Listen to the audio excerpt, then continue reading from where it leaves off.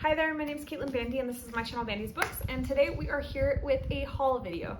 So my local library has a quarterly book sale and it's wild. This is like probably the biggest book sale at a library in Las Vegas, I want to say. When they have these local book sales, you have to get there super early and then wait in a really big line because they only let a certain amount of people in at a time. And of course, if you want the best books, you have to be like right at the front of the line. So I got there probably a half an hour before the library even opened, and I was the third person in line. And it was a lot of fun checking out the book sale. So you're gonna see some footage of the book sale and my library, and then I'll be back at the end of that to show you what I got.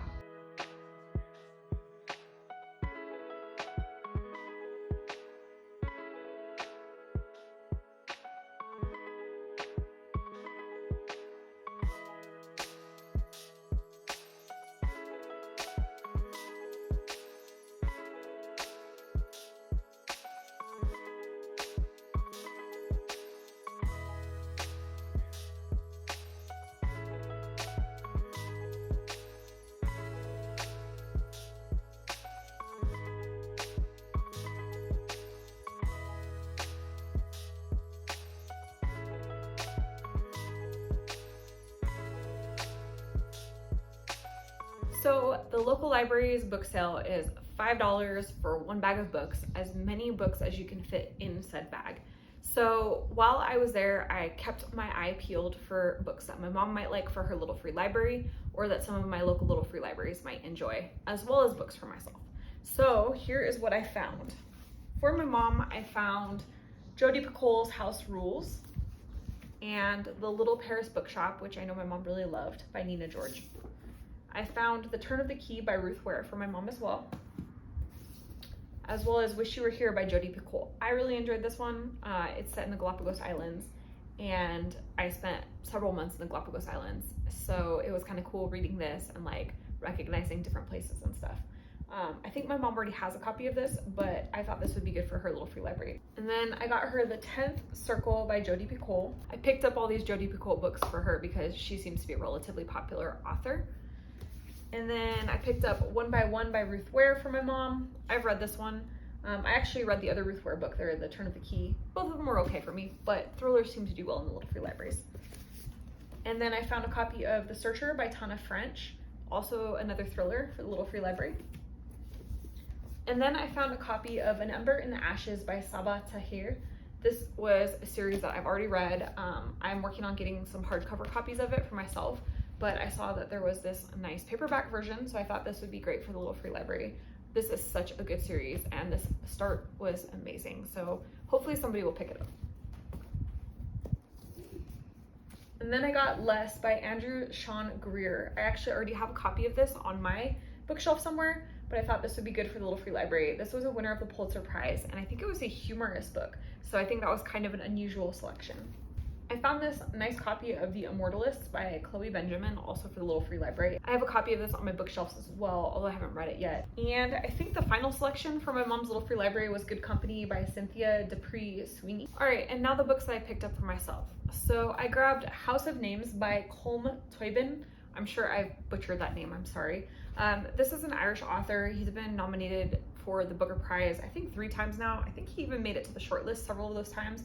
I have yet to have read any of his writing, but this looked like a nice, easy read to start with, so I grabbed a copy.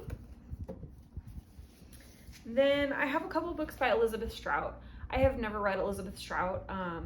I hear that their writing is pretty good. I know that they have been nominated for Bookers, and I was just curious to check them out. I will read them, and if I don't like them, then they'll get passed on to the little free libraries. And then I have You'd Be Home Now by Kathleen Glasgow. This is about a young girl who's struggling with her identity. There's a tragic accident. Her brother is having an issue with drug addiction, and it kind of seems like it just focuses on a girl in high school and what's going on in her life. But it sounded kind of interesting. It's not an author I've read before. And then I was so excited. I found a copy of How to Be an Anti-Racist by Ibram X. Kendi. This is one of my favorite reads in terms of like how to be a better ally, how to look at racism and confront it head on instead of being like apathetic to racism. I thought this was a really useful book, so I was really excited to find an actual copy of it. Then I found Jungle by Yossi Ginsberg. This is a story about several friends who decide that they're gonna tromp out into the South American jungle. They leave from La Paz, Bolivia, and they march out, and Yossi ends up separated from the rest of the group. He is knifeless, gunless, and with very few survival skills, and he has to find his way out of the jungle. This is a true story. I'm really interested in stories of survival as somewhat of an adventurist, a backpacker, hiker, all of that. I find it really interesting reading about people on these types of journeys, whether it's a planned journey or like this, where it's like a harrowing journey and they have to struggle to survive. I really enjoy that topic. Then I found this really cool cookbook. It is Afro-Vegan Cuisine. So all the recipes in here have flavors that are based on African origin. So we see things from the African continent, from the Caribbean, and even from the Southern United States, but they're all vegan focused, and it looked so good. This book is by Bryant Terry. I just want to show off some of the beautiful pictures and things. It's like there's a hominy and spinach and tomato garlic broth, all sorts of greens and squashes. This is just a beautiful book. And the reason that I picked this up is, first of all, I don't know as much about African cooking as I would like. And I'm very interested specifically in the history of cuisine and how like food and recipes and styles of cooking travel from one region to another. In this case, it's also extra interesting because all of these recipes are vegan. So we're taking classically meat-based dishes and making vegan versions of them. This is something that I'm trying to do more in our house, is cook a little bit more plant-based. We definitely still eat meat, but I am trying to incorporate more legumes and vegetables and things like that in an effort to be a little bit healthier, and because it's freaking delicious. So I love the concept of this book. Oh, another little free library book, The Lovely Bones by Alice Sebold. I read this when I was younger, and I remember it being very impactful. So that will go into my mom's little free pile. And one more little free library book. I have All Adults Here by Emma Straub. So I got that copy from my mom. And then the last of the books was Here Comes the Sun by Nicole Dennis Benn. This was not a book I was familiar with. I was actually really attracted to the cover because it's very bright and quirky, and that's kind of my vibe. This is about Jamaica, and it follows 4 women who battle for independence as a maelstrom of change threatens their island home. I am here for this. I love books that explore multiple characters. I love the setting of Jamaica. I love reading books set in the Caribbean. I've been on kind of a kick for that this year. So I'm looking forward to getting into this one. So that is my haul. You've seen the books that I got from my mom to add to her little free library collection. You've seen the books that I've gotten to add to my shelf. Hopefully this was interesting for you. And if it was, hit the thumbs up button. Comment down below and let me know, do you go to your local library's book sales if they have them? Do they have them? Is that a thing?